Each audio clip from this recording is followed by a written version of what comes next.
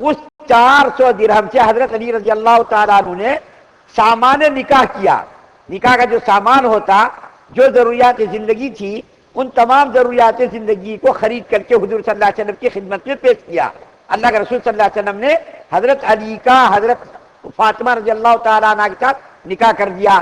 اب یہ دیکھیے یہاں پر حضرت علی کی زرا سے حضرت علی کے زرا سے حضرت علی رضی اللہ تعالیٰ عنہ کی شادی کا انتظام ہو رہا، تیاری ہو رہی.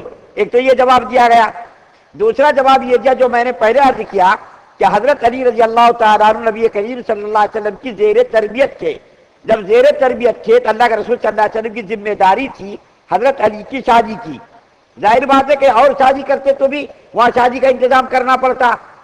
اگر حضرت علی کا نکاح حضرت فاطمہ کے ساتھ نہ ہوتا تو حضرت علی رضی اللہ تعالیٰ عنہ کی شادی کا انتظام تو حضور صلی اللہ علیہ وسلم کو کرنا تھا، کیونکہ حضرت علی رضی اللہ تعالیٰ عنہ حضور صلی اللہ علیہ وسلم کے زیر تربیت تھے. تو حضرت فاطمہ کا نکاح ہوا، چونکہ حضرت علی حضور صلی اللہ علیہ وسلم کے زیر تربیت تھے، اس لیے اللہ کے رسول صلی اللہ علیہ وسلم نے انتظام کیا نکاح کا. یہ دو جوابات دیے گئے ہیں علماء کی طرف سے. ایک تیسری بات، دو بات میں نے عرض کی، تیسری بات یہ عرض کرنی ہے کہ نبی کے مال میں وراثت تقسیم نہیں ہوتی. یہ بڑی ہی اہم بات میں آپ کے سامنے عرض کر رہا ہوں، اس سے پہلے کبھی بھی یہ ذکر نہیں آیا. نبی کے مال میں وراثت تقسیم نہیں ہوتی. حضرت مولانا قاسم نانوتوی رحمۃ اللہ علیہ جو دارالعلوم دیوبند کے بانی ہیں، وہ کہتے ہیں نبی کے مال میں سے وراثت تقسیم کیوں نہیں ہوتی. اس کی وجہ کیا ہے؟ اس کی وجہ یہ ہے کہ نبی کی ملکیت ختم نہیں ہوتی. یعنی نبی کا جو مال ہوتا، نبی کی ملکیت یعنی وہ مالک رہتے، نبی جو ہے مالک رہتے، اس کی ملکیت اس سے ختم نہیں ہوتی. کیوں ختم نہیں ہوتی؟ اس لیے کہ نبی جب مرتے دنیا سے صرف رخصت ہوتے، اس کی روح اس کے جسم سے الگ نہیں ہوتی. اس کی روح اس کے جسم سے الگ نہیں ہوتی، بلکہ وہ اپنی قبروں میں زندہ رہتے انبیاء. اور خود اللہ کے رسول صلی اللہ علیہ وسلم نے فرمایا کہ نبیوں کے مال میں وراثت تقسیم نہیں ہوتی. وراثت تقسیم نہیں ہوتی بلکہ نبی کا مال صدقہ ہوتا ہے. اس لیے تو اللہ کے رسول صلی اللہ علیہ وسلم کا جب آخری وقت آیا اور حضور صلی اللہ علیہ وسلم حضرت عائشہ رضی اللہ تعالیٰ عنہ کی گود میں سر رکھ کر کے لیٹے ہوئے تھے، تو بار بار پوچھ رہے تھے کہ اے عائشہ، جو 7 درہم گھر کے اندر ہے اس کو تم نے صدقہ کر دیا نہیں کر دیا؟ تو حضرت عائشہ رضی اللہ تعالیٰ عنہ کا جو غم تھا حضور صلی اللہ علیہ وسلم کی جدائی کا، اس کی طرف دھیان ہی نہیں جا رہا تھا. لیکن اللہ کے رسول صلی اللہ علیہ وسلم بار بار پوچھ رہے تھے اے عائشہ، وہ 7 درہم تم نے صدقہ کر دیا نہیں کر دیا، کر دیا نہیں کر دیا؟ جب تک اللہ کے رسول صلی اللہ علیہ وسلم کی زندگی میں وہ مال صدقہ نہیں ہو گیا، اس وقت تک اللہ کے رسول صلی اللہ علیہ وسلم دنیا سے تشریف نہیں لے گئے اور اللہ کے رسول صلی اللہ علیہ وسلم کو سکون نہیں ملا. تو اللہ کے رسول صلی اللہ علیہ وسلم فرماتے ہیں کہ نبی کا مال صدقہ نہیں، صدقہ ہوتا، اس کا کوئی وارث نہیں ہوتا، اس کا کوئی مالی وارث نہیں ہوتا. کیوں نہیں ہوتا؟ اس لیے اس کی ملکیت اس کی زندگی میں بھی برقرار رہتی ہے، اس کے مرنے کے بعد بھی برقرار رہتی.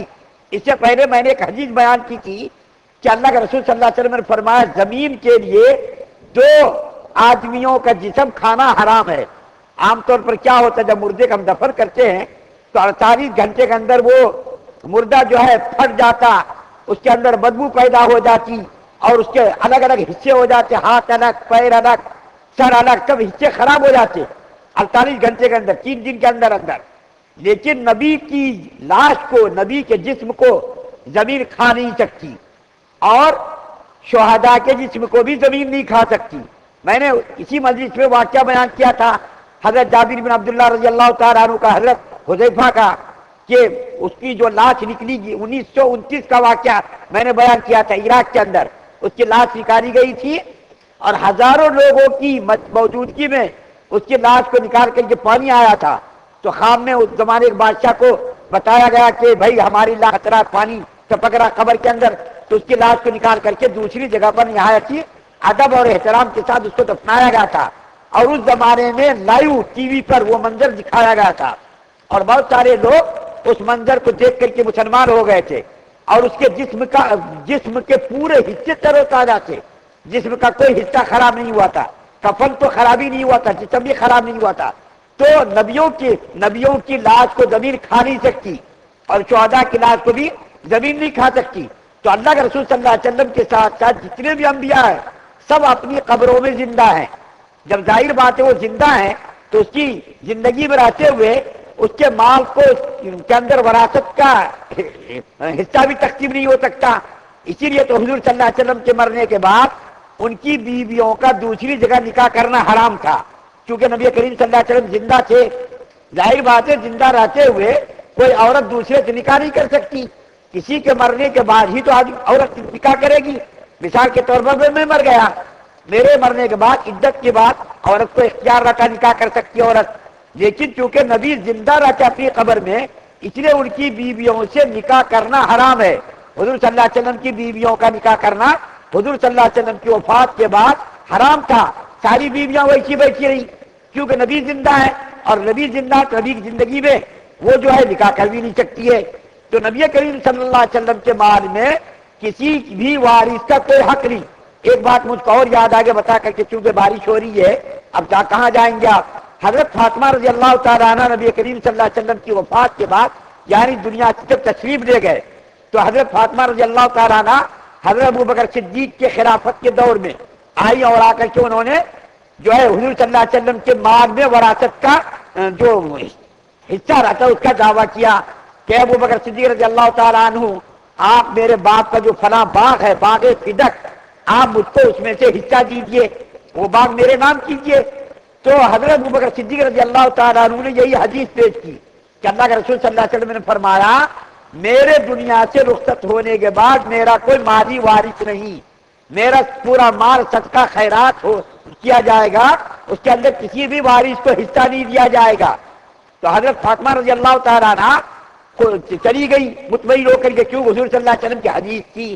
حضرت فاطمہ رضی اللہ تعالیٰ عنہ کو غلط فہمی ہو گئی کہ جب میرے والد صاحب گزر گئے تو میرے والد صاحب کا چھوڑا ہوا باغ وہ ہمارا ہو گیا. حضرت فاطمہ رضی اللہ تعالیٰ عنہ کو غلط فہمی تھی. حضرت ابوبکر صدیق رضی اللہ تعالیٰ عنہ نے اس غلط فہمی کو دور کر دیا کہ حضور صلی اللہ علیہ وسلم کا فرمان ہے، تمہارے والد ماجد کا فرمان ہے کہ دیکھو میرا مال میرے مال میں سے کسی کو حصہ نہیں ملے گا بلکہ نبی کا چھوڑا ہوا مال صدقہ ہوتا. اس لیے اے فاطمہ رضی اللہ تعالیٰ عنہ آپ کو بھی اپنے والد صاحب کے چھوڑے ہوئے باغ میں سے کوئی حصہ نہیں ملے گا. بہت سارے لوگ اعتراض کرتے شیعہ لوگ، دیکھو حضرت ابوبکر صدیق رضی اللہ تعالیٰ عنہ حضور صلی اللہ علیہ وسلم کے مال پر قبضہ کر کے بیٹھ گئے، بات پر بھی قبضہ کر لیا. ارے بھائی کوئی خلیفہ بنتا، کوئی امیر بنتا، کوئی بادشاہ بنتا، اس کے بننے کا مقصد کیا رہتا؟ دنیاوی خواہش کو پورا کرنا. آج کا جو موجودہ وزیر اعظم ہے آپ بتائیے، ہم سے زیادہ جانتے، 4 لاکھ کا ایک ڈریس پہنتا، 4 لاکھ کا ایک ڈریس. اس کا مقصد کیا ہے؟ حکومت کا عیش و آرام کرنا، اپنے خاندان اپنے رشتہ داروں کو عہدے اور مناصب دینا. لیکن آپ بتائیے ابوبکر صدیق رضی اللہ تعالیٰ عنہ کے حالات زندگی کا مطالعہ کیجئے کہ ان کی بیوی نے ایک مرتبہ یہ کہا کہ میرے مزاجی خدا میرا دل میٹھا کھانے کا چاہتا ہے. تو ابوبکر صدیق رضی اللہ تعالیٰ عنہ نے کہا کہ میرے پاس تو کچھ بھی نہیں ہے. بیوی نے بچا کر کے تھوڑے پیسے جمع کیے اور بچا کر کے اسے میٹھے کا انتظام کیا. جب میٹھا تیار ہو گیا تو ابوبکر صدیق رضی اللہ تعالیٰ عنہ کی خدمت میں پیش کیا گیا. تو ابوبکر صدیق رضی اللہ تعالیٰ عنہ پوچھا یہ میٹھا جو تم نے تیار کیا کہاں سے پیسے لائے؟ تو بیوی نے کہا کہ میں نے اپنے روزینے میں سے یعنی جو روزانہ خرچہ تھا اس میں تھوڑے پیسے بچائے، اس میں بچا کر کے میں نے میٹھا تیار کیا. کتنا تم نے بچایا؟ تو انہوں نے بتایا کہ اتنی مقدار میں نے روزانہ بچایا.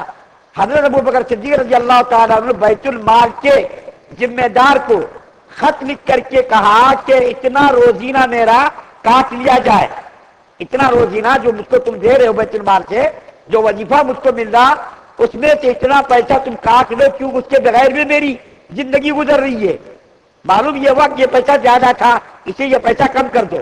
یہ خلیفہ جس کے بارے میں گاندھی جی نے کہا تھا کہ اگر تم لوگ انگریزوں کے زمانے 1935 میں اس کا مضمون چھپا تھا اخبار کے اندر کہ اگر تم لوگ پائیدار حکومت چاہتے ہو، مضبوط حکومت بنانا چاہتے ہو، اور اگر دنیا کے اندر تم حکمرانی چاہتے ہو، تمہاری خواہش ہے تو ابو بکر و عمر رضی اللہ تعالیٰ عنہما کی پیروی کرو. باضابطہ خود کتاب کے اندر یہ بات لکھی گاندھی کی کہ اگر تم کو پائیدار مضبوط حکومت کرنا ہے تو ابو بکر و عمر رضی اللہ تعالیٰ عنہما کی پیروی کرو، ان کی اطاعت کرو، جب تم دنیا کے اندر حکمرانی کر سکتے. یہ آج کا ہندو آدمی کہتا، لیکن آج کے شیعہ لوگ کہتے ہیں کہ حضرت ابوبکر صدیق رضی اللہ تعالیٰ عنہ نے فاطمہ رضی اللہ تعالیٰ عنہ کی ماں پر قبضہ کر لیا. وہ تو ایسے سیدھے سادے لوگ تھے کہ انہوں نے زندگی کا کوئی لطف لیا ہی نہیں. عیش و آرام کو تو انہوں نے تج لیا تھا, قربان کر دیا تھا. معمولی سادہ زندگی گزارتے تھے. حضرت عمر فاروق رضی اللہ تعالیٰ عنہ سر کے نیچے اینٹ رکھ کر کے سوتے تھے. ان کا کوئی محل نہیں تھا, ان کی کوئی بلڈنگ نہیں, کوئی محافظ نہیں, کوئی اس کو دیکھنے والا نہیں, بس اللہ کے بھروسے پر وہ جی رہے تھے. تمہارے قیب آج میں نے اس مجلس میں بہت ساری قیمتی باتیں جو اللہ تعالیٰ نے میرے ذہن و دماغ کے اندر ڈالی تھی, اس آیت کریمہ کے خلاصہ بیان کرنے سے پہلے میں نے آپ کے سامنے تھوڑی زیادہ باتیں کر دی. چونکہ بارش ہو رہی ہے, بارش میں نکلنا بھی مشکل ہے, اس لیے میں نے یہ باتیں کر دی. اب میں انشاءاللہ اس کے بعد میں بتاؤں گا کہ مرنے والے کے مال میں کس طریقے سے حصہ تقسیم ہوتا, کیا کیا کام کرنا پڑتا ہے. انشاءاللہ اس کے بعد میں بیان کروں گا, اس کے بعد پھر ترجمہ بیان کروں گا. اللہ تعالیٰ سے دعا ہے کہ اللہ تعالیٰ ہم تمام مسلمانوں کو مکمل شریعت مطہرہ پر عمل پیرا ہونے کی توفیق عطا فرمائے. سبحان اللہ و بحمدہ, سبحانک اللہم و بحمدک, و نشہد ان لا الہ الا انت